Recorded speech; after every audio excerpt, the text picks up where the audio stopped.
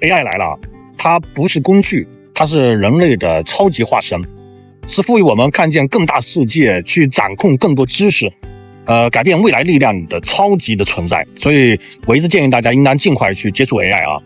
今天呢，我们就来聊一聊，在 AI 席卷而来的现在这个时代，普通人该怎么样去做准备，才能不被当下这股经济下行的浪潮所吞没，反而会一直站在潮头的前沿。未来的财富在哪里呢？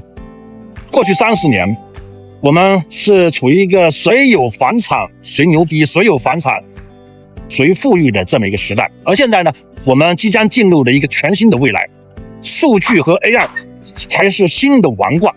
这些数据和 AI 将成为每个人力量的一个放大器，一个倍增器。健康档案、学习记录、商业模式，还有你在生活、学习、工作当中积累的方方面面的数据，都能够会成为改变你未来的一个 AI 的燃料。但是问题是这些数据是你自己的还是别人的？你如果不去保存这些数据，那么平台就会帮你来存储，但那是平台的资产，不是你的。那么未来的世界只有掌握自己的数字资产的人，才能真正的掌握 AI， 走向更大的舞台。AI 的真正力量不是工具，而是它会成为你的化身。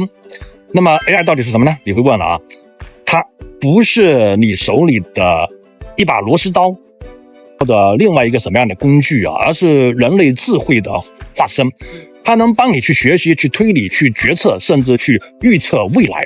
它不是冷冰冰的代码，而是你知识和视野的一种延续。比如你是医生， AI 呢能提前预测患者的健康风险。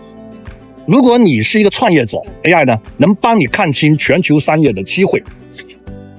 当然，如果你是普通人的话， AI 呢也能帮你变得更聪明，去学习，去更高效的生活工作那你做牛马呢也能够变得更有效率、更轻松一些。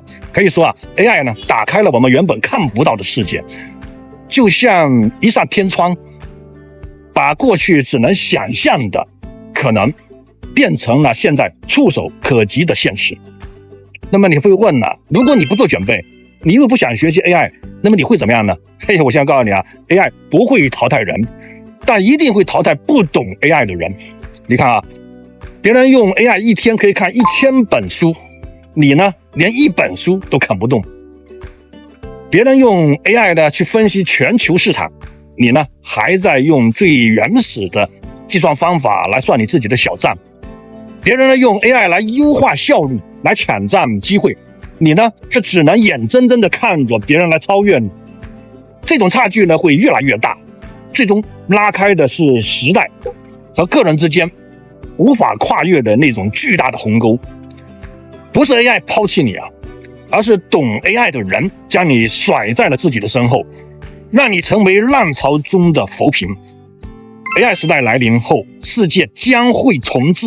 记住这句话AI 时代来临，世界将会重置。不学 AI， 那些既得利益者也未必守得住你既得的权势和财富。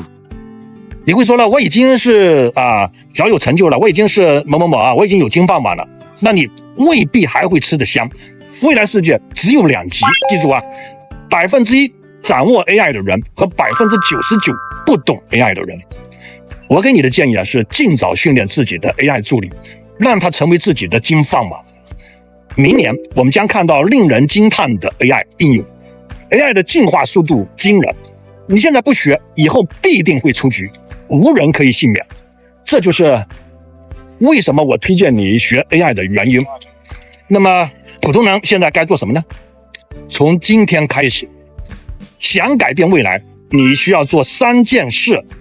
第一，积累你的数字资产，现在开始就整理你的资产，现在开始就整理你的健康档案、学习记录、工作成果，把一切数据通通的都把它收集起来，把它当作未来能够赋能你的 AI 的关键的燃料。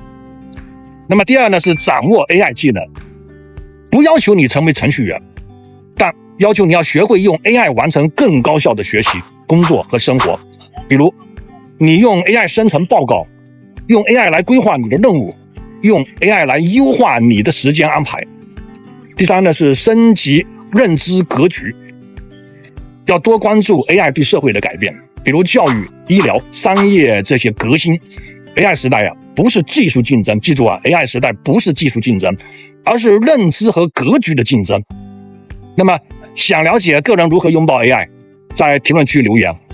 我是大兵， AI 数据存储专家，7000多小时强化微调的老司机，1TB 数据投喂的操盘手。想知道数据怎么存才能成为 AI 时代有价值的资产？想知道怎么练才能练出自己得心应手的 AI 助理？留言告诉我，我都会一一解答。欢迎你留言。就是这么触手可及。